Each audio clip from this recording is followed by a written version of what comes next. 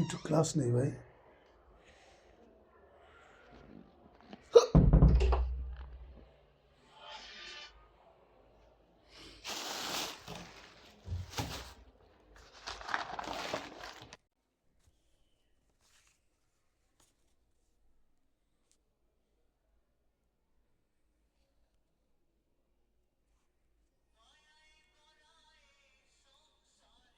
ভাই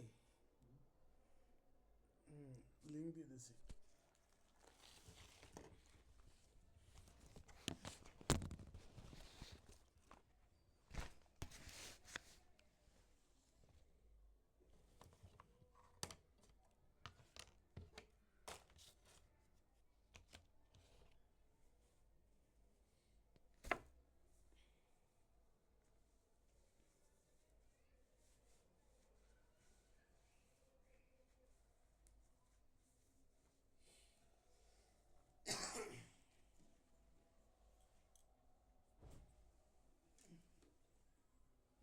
ভাই কালকে রুমটা ক্লিন করতে হবে ভাই। এটা আমিও ভাবছি। হ্যাঁ হ্যাঁ। আচ্ছা সোহেল, একটা সরকারি চাকরি সেটা 15-16 গ্রেডের হইলেও মানে সেটার জন্য এত মানে কি বাল হাইট তোলে কেন? কি করবো 17-13-14 গ্রেডের একটা চাকরি আপনার পাই? আমার এসব নিয়ে কোনো প্যারা নেই, কিন্তু অন্য আমার জায়গার মানে কোনো গতি নেই, তাদের তো প্যারা আছে। চাকরি অনেক বড় এটা কিছু। সরকারি চাকরি হইলে পারে মোটামুটি একটা বিয়ে। এই হ্যাঁ মানে সোনার হরিণ পাওয়ার মতো নাকি? হ্যাঁ। তাদের আর কি ওরকম চিন্তাধারা এখন তাদের। তোমার কি মনে হয় তোমার ক্ষেত্রে এটা কি রকম? আমি সব কিছুই ভাবি না। আরে ভাই মানে যে বাপ কোথায়? আমার ফৌজদারি ইয়ে কই, নোটটা কই গেল? সিআরপিসি। সে কাজ আছে।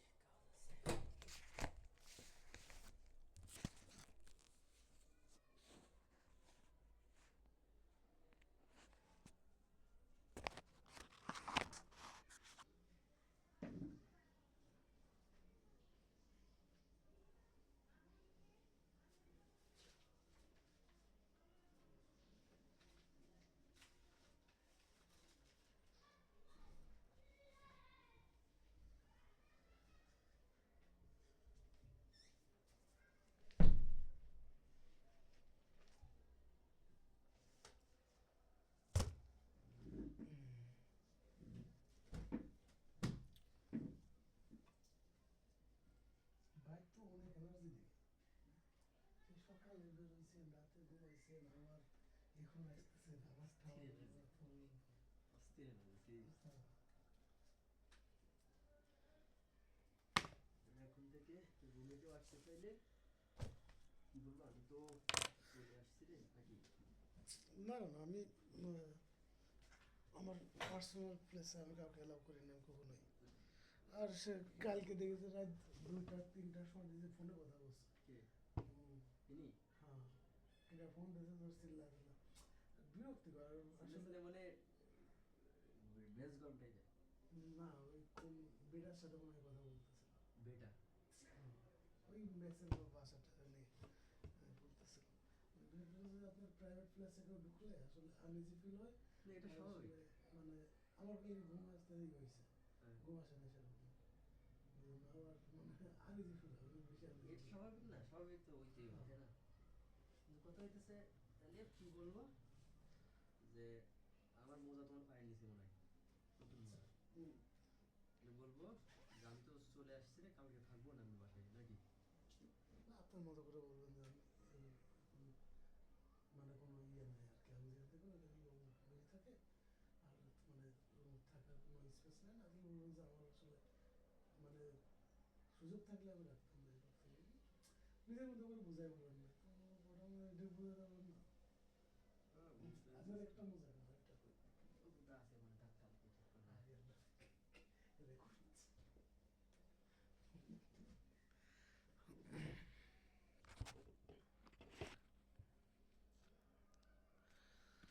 আসসালামু আলাইকুম, সবাই কেমন আছেন? ফারজানা, নওরিন, কেমন আছেন আপনারা? আসসালামু আলাইকুম স্যার, ভালো আছেন? হ্যাঁ, ভালো আছি। প্রাইমারি পরীক্ষা দিয়েছেন আপনারা? কিসে, প্রাইমারিতে না? ও, আমার এজ নাই তো। ও আচ্ছা আচ্ছা। নরিন দিছেন প্রাইমারি পরীক্ষা? না ভাইয়া, দেই নাই। কি বলেন, প্রাইমারি পরীক্ষা দেন নাই? না ভাইয়া। অনেক ভালো করেছেন। এই যে যারা ল পড়ে প্রাইমারির পরীক্ষা দেয় তাকে ল পড়তে বলে কে বলেন?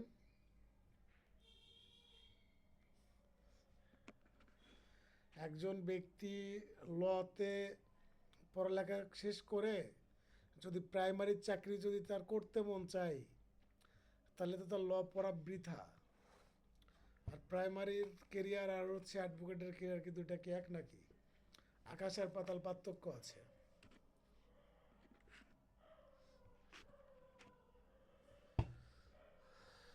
আমি ফার্স্ট দিয়েছিলাম হচ্ছে অনার্স, তখন সেকেন্ড ইয়ারে পড়ি, তখন ছিলাম, তখন ঠিক ছিলাম, হ্যাঁ হ্যাঁ হ্যাঁ। রিটেনে ঠিক ছিলাম। ভাইভাতে গিয়ে পাস করছিলাম, টাকা চাইছিল। তারপর থেকে আর ওই অ্যাপ্লাই করি না, যে টাকা চাই। ও আচ্ছা।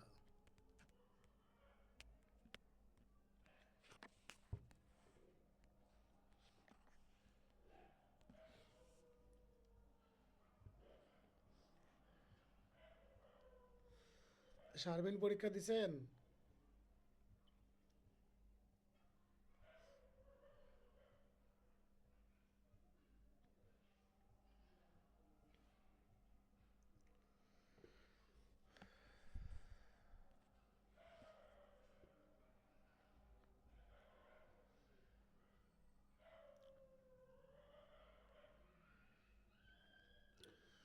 শারমিন শুনতে পাচ্ছেন?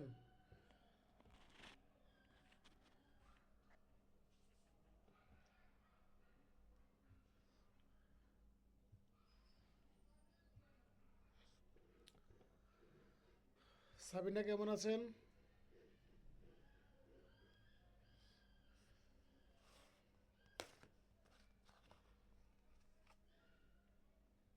সালাম আলাইকুম। ওয়ালাইকুম আসসালাম। ভালো আছি আলহামদুলিল্লাহ, আপনি? হ্যাঁ, আমিও ভালো আছি।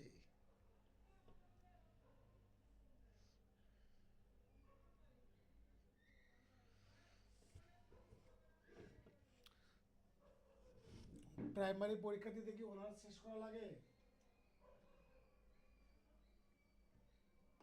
এখন অনার্স লাগে, আগে আমি যখন দিছিলাম তখন অনার্স লাগতো না তো। এখন কিন্তু এইচএসসি, ইন্টার পাশে নিয়ে দিতে হ্যাঁ পারে। ইন্টার পাস নিয়ে তো। ডিগ্রি পাশেই না হয়, মানে অনার্স তো না, ডিগ্রি হলেও হয়। ও আচ্ছা।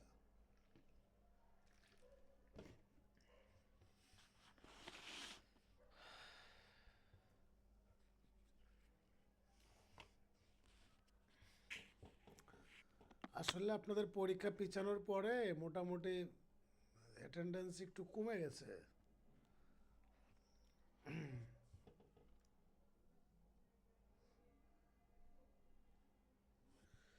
তবে দ্রুত হচ্ছে আপনার রিভিউ রেজাল্ট দিয়ে দিবে। আজকে হচ্ছে 9 তারিখ। আপনাদের খুব দ্রুতই হয়তো রেজাল্ট দিয়ে দিবে।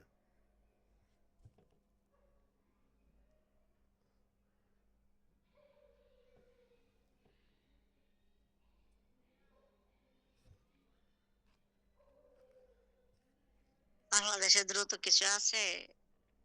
পরীক্ষা দিয়ে আসলো তো প্রায় 2 মাস হয়ে গেল। এখন বার কাউন্সিলের কর্মকর্তা যারা আছেন তারা এই বিষয়গুলো দেখতেছেন। এখন তাদের পলিসির উপর আমাদের আসলে কোনো বক্তব্য থাকবে অবশ্যই, প্রতিবাদ করতে হবে। এখন যে হারে যে দুর্নীতি করলো যেটা আসলে বলার বাইরে,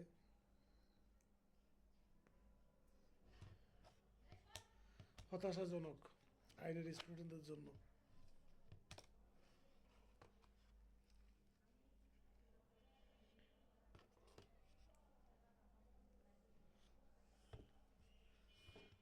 আচ্ছা, গতদিন কোন পর্যন্ত পড়িয়েছিলাম? পর্যন্ত ভাইয়া। 10 পর্যন্ত, আচ্ছা।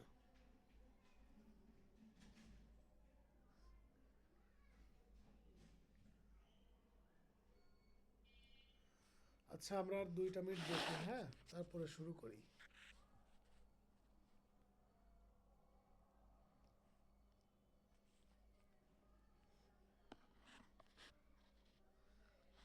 সুমন, কেমন আছো?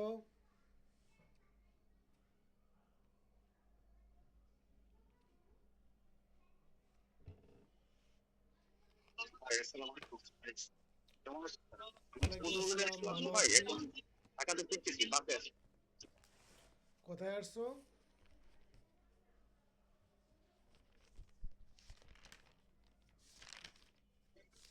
ভাই, প্রাইমারি পরীক্ষা ছিল আজকে পুরোপুরি। এখন ফিরছি আর কি।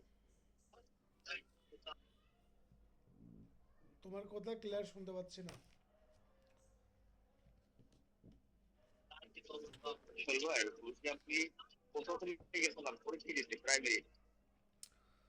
ও আচ্ছা, প্রাইমারি পরীক্ষা কিরকমের হইলো?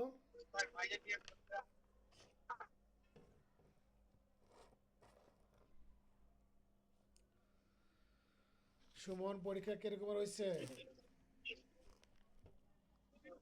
ভাই, পরীক্ষা ভালো হয়েছে, খারাপ হয় নাই, মোটামুটি ভালো হয়েছে। পরীক্ষা ভালো হইলেও প্রাইমারি চাকরি করা কি উচিত হবে তোমাদের? এত কষ্ট করে ল পড়ে প্রাইমারি চাকরি করবা? ভাই, ওই ফ্রেন্ডস গেলে সবাই দিছে তো ভাই, এই জন্য গেলাম আর কি, দিয়ে আসলাম একসাথে, এই আর কি। হ্যাঁ, এটা ভালো, পরীক্ষা দেওয়া ভালো, তবে আমার মনে হয় না যে তোমাদের প্রাইমারি চাকরি করা উচিত হবে। কারণ একটা পর্যায়ে গিয়ে প্রাইমারিতে জয়েন করলেও দেখবা যে মনে হবে যে না, আমি এটা ছেড়ে দিয়ে প্র্যাকটিসে প্রবেশ করি। আচ্ছা, আমরা হচ্ছে 10 ধারা পর্যন্ত পড়িয়েছিলাম, তারপরে হচ্ছে 11 ধারাতে আমরা চলে যাব। 11 বলতেছে judicial magistrate. Judicial magistrate judicial magistrate হয় হচ্ছে আপনার মহানগরের বাইরে, আর মহানগরের মধ্যে কোনটা হয়? Metropolitan magistrate. দেখেন, এই জুডিশিয়াল ম্যাজিস্ট্রেট নিয়োগ হয় বিজিএস কমিশনের মাধ্যমে। আপনার কনস্টিটিউশনের 115 আর্টিকেল অনুযায়ী হচ্ছে ক্ষমতা অর্পণ করা হয়, এবং এই নিয়োগের বিধান আছে হচ্ছে আর্টিকেল হচ্ছে 133-এ, কনস্টিটিউশনের 133-এ। ঠিক আছে, এখান থেকে শুধুমাত্র এইটুকুই পড়বেন, আর কোনো কিছু পড়ার দরকার নাই। আর জুডিশিয়াল ম্যাজিস্ট্রেটের কথা বলা আছে হচ্ছে 11-তে, এইটুকু টাইটেলটা পড়বেন।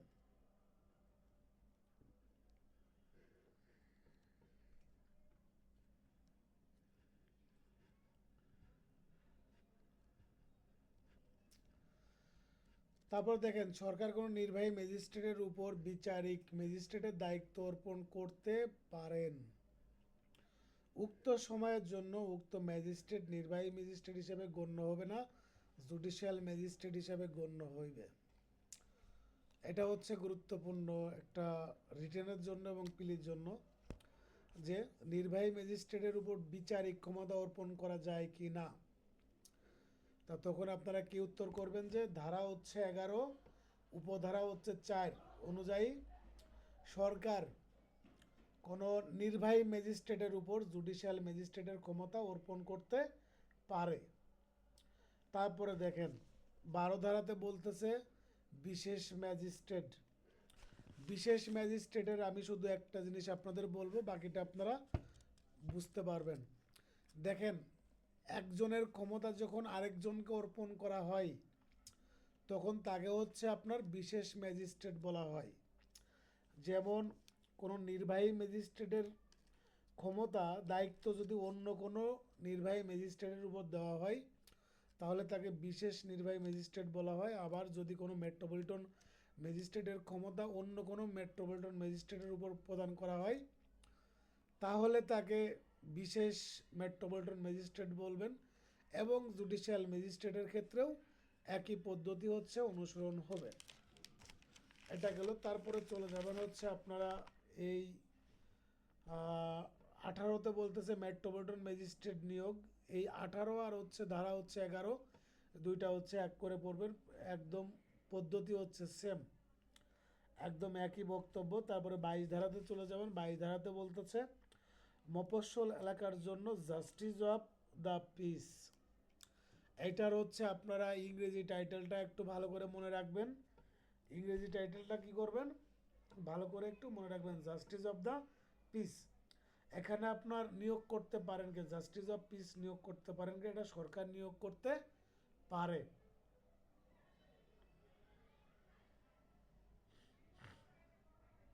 দেখেন এখানে কিন্তু বাংলাদেশের কোনো নাগরিকের কথা উল্লেখ করা হয়েছে।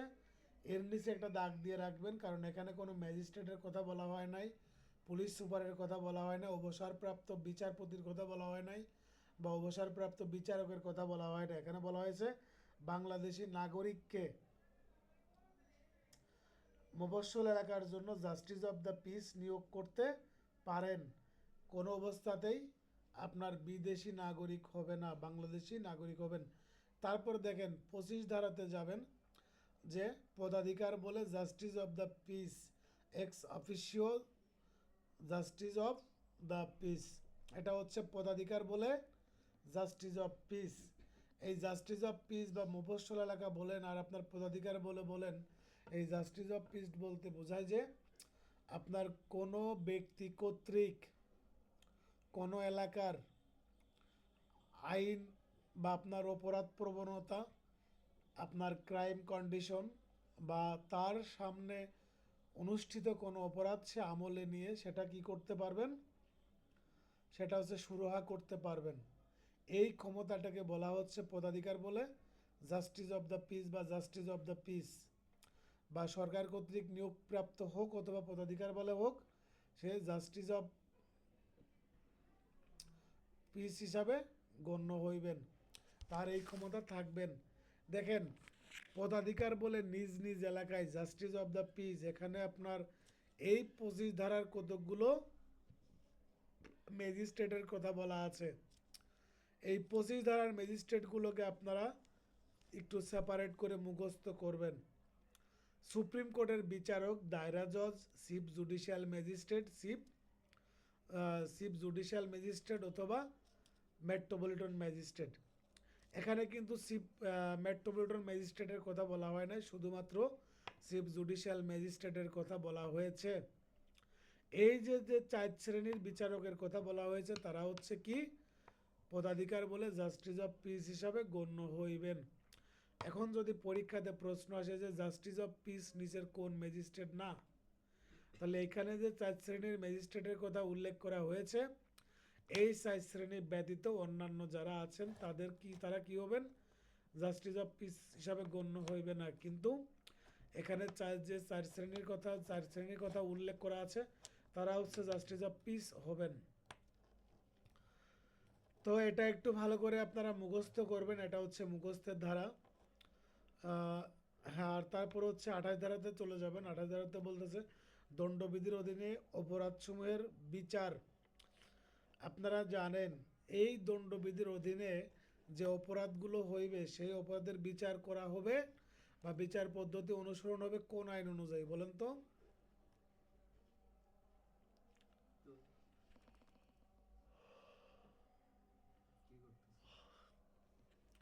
কোন আইন অনুযায়ী বিচার হবে? ফৌজদারি কার্য ফৌজদারি কার্যবিধি।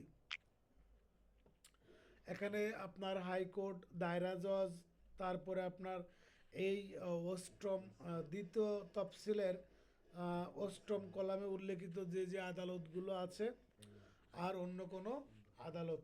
এখন তাহলে আমরা পাচ্ছি হচ্ছে হাইকোর্ট, দায়রা জজ আদালত, আর হচ্ছে এই অষ্টম কলামে দ্বিতীয় তফসিলের অষ্টম কলামে যে যে আদালতের কথা উল্লেখ করা আছে সেই আদালত হচ্ছে বিচার করতে পারবে। আর এই পুরো বিচার পদ্ধতি হচ্ছে অনুসরণ করা হবে ফৌজদারি কার্যবিধির। এটা কত ধারাতে বলা আছে? এটা কত ধারাতে বলা আছে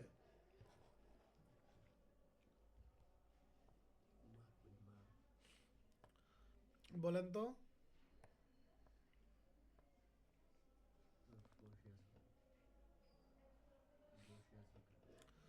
এটা কত ধারাতে বলা আছে যে এই দণ্ডবিধির অধীন অপরাধসমূহ বিচার পদ্ধতি অনুসরিত হবে যে ফৌজদারি কার্যবিধি।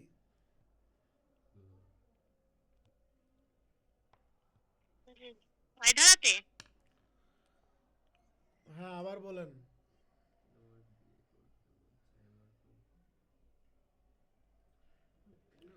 আর কেউ বলেন। আমরা তো 28 ধারাতে আছি, 28 ধারাতে বলা আছে আর হচ্ছে 5 ধারাতে বলা আছে। 28 আর হচ্ছে 5, 28 আর হচ্ছে 5।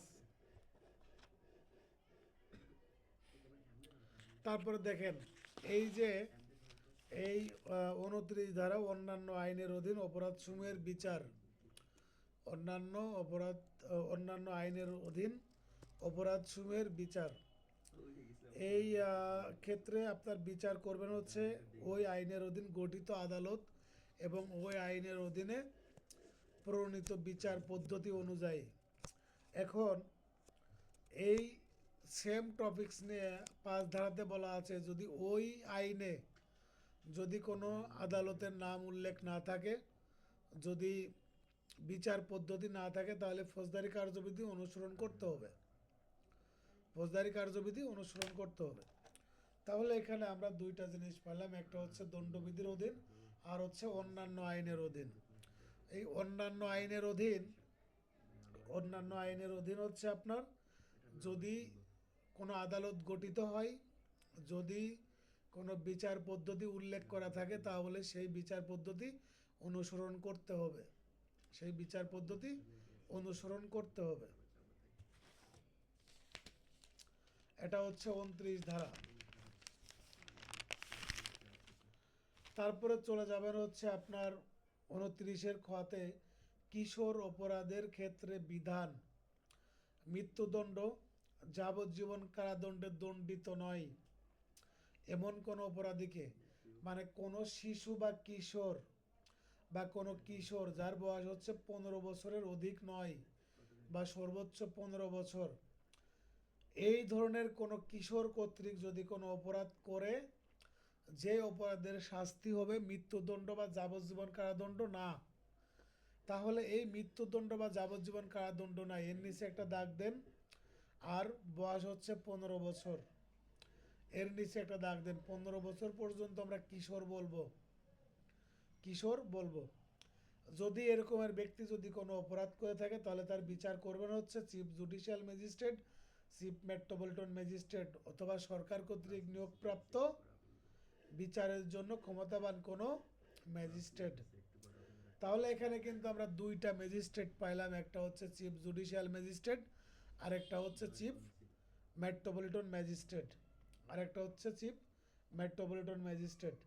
তারপরে দেখেন 29-এর গ, তাহলে এখান থেকে হচ্ছে আপনার পরীক্ষাতে আসতে পারে যে কিশোর কত বছর পর্যন্ত বলা হয়, এটা হচ্ছে 15 বছর পর্যন্ত। আর কোন অপরাধের ক্ষেত্রে প্রয়োগ করা যাবে না, সেটা হচ্ছে মৃত্যুদণ্ড আর হচ্ছে যাবজ্জীবন কারাদণ্ড।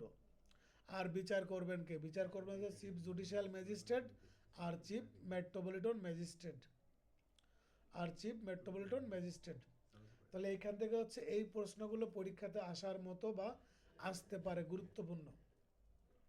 তারপর দেখেন 29-এর গতে বলতেছে মৃত্যুদণ্ডে দণ্ডনীয় নয় এমন অপরাধের বিচার সরকার হাইকোর্টের সাথে পরামর্শক্রমে, সরকার পরামর্শ করবে কার সাথে? যে অপরাধগুলোর শাস্তি হচ্ছে মৃত্যুদণ্ড না, সেক্ষেত্রে সরকার কার সাথে পরামর্শ করবেন?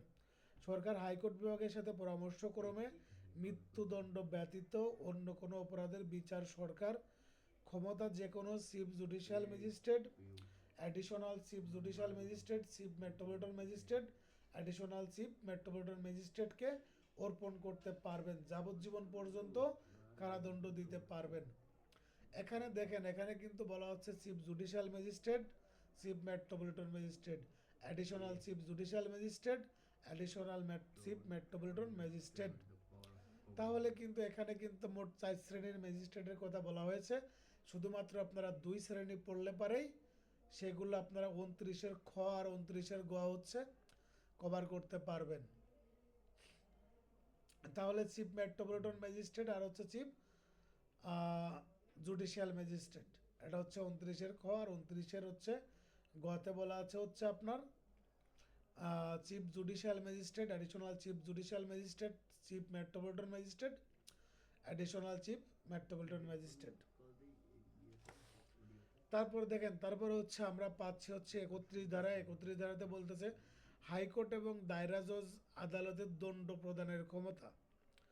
এই হাইকোর্ট আর হচ্ছে দায়রা জজ বা জেলা জজ আদালত যে কোনো প্রকার দণ্ড প্রদান করতে পারবেন, আইনে অনুমোদিত যে কোনো প্রকার দণ্ড প্রদান করতে পারবেন।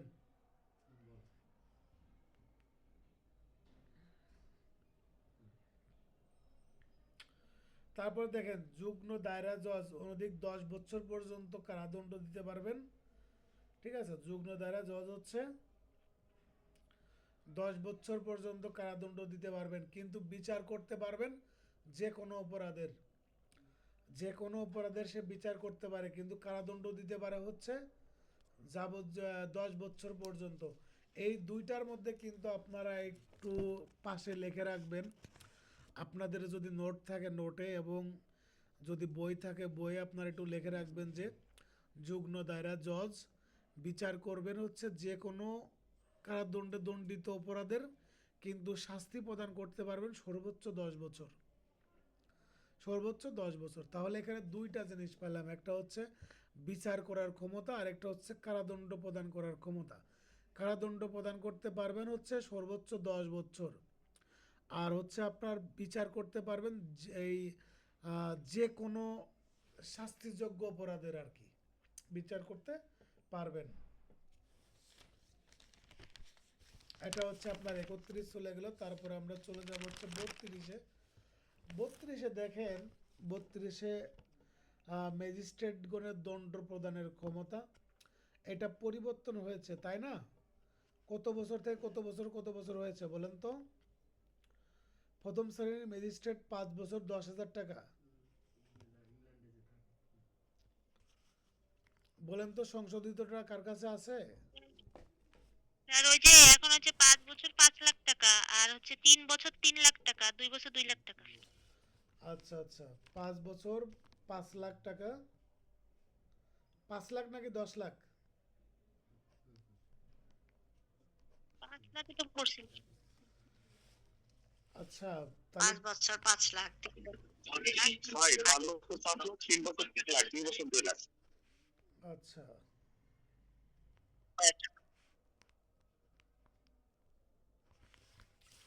হ্যাঁ, তাহলে হচ্ছে 5 বছর পর্যন্ত কারাদণ্ড দিতে পারবেন প্রথম শ্রেণীর ম্যাজিস্ট্রেট, আর সর্বোচ্চ হচ্ছে আপনার জরিমানা করতে পারবেন 5 লাখ টাকা।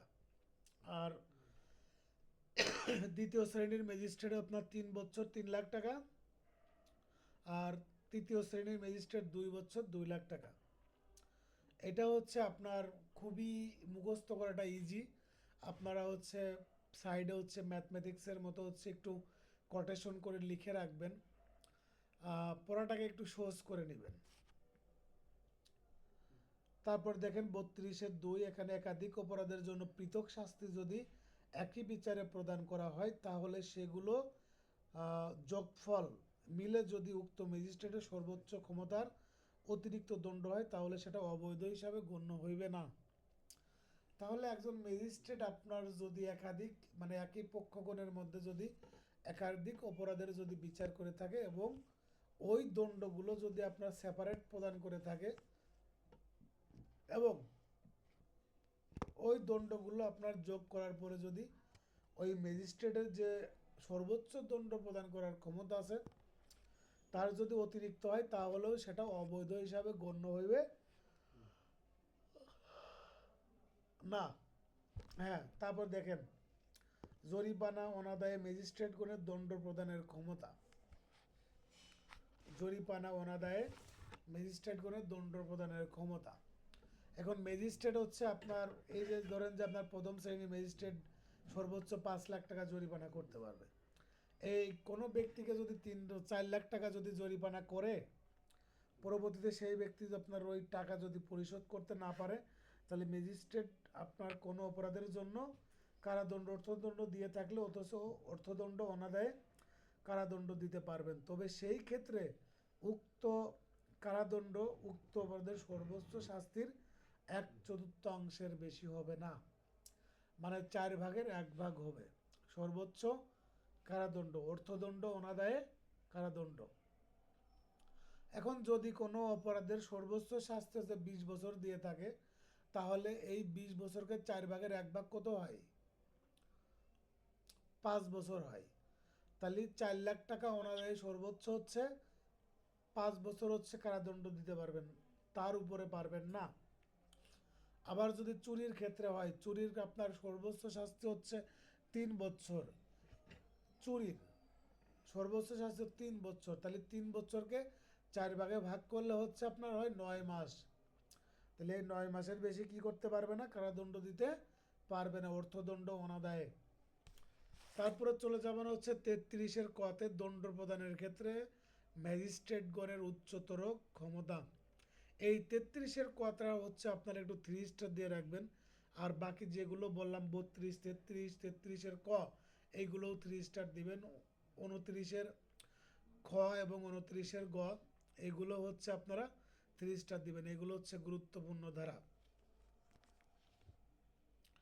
দেখেন, দণ্ড প্রদানের ক্ষেত্রে ম্যাজিস্ট্রেটগণের উচ্চতর ক্ষমতা, এই আপনার 22 ধারাতে আপনার কতগুলো ম্যাজিস্ট্রেট দেখেছি আপনার কারাদণ্ড প্রদান করতে পারেন।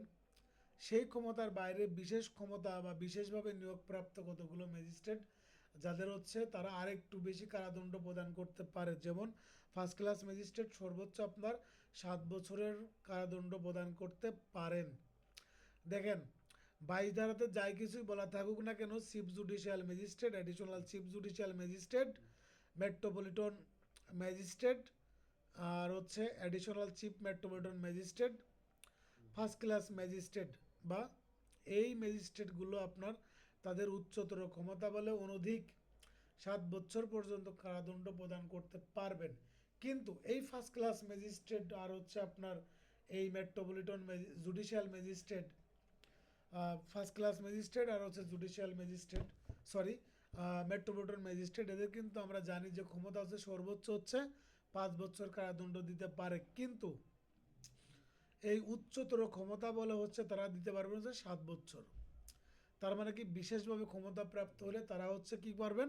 7 বছর কারাদণ্ড দিতে পারবেন। এটা বলা আছে 33-এর কতে, 33-এর কতে বলা আছে।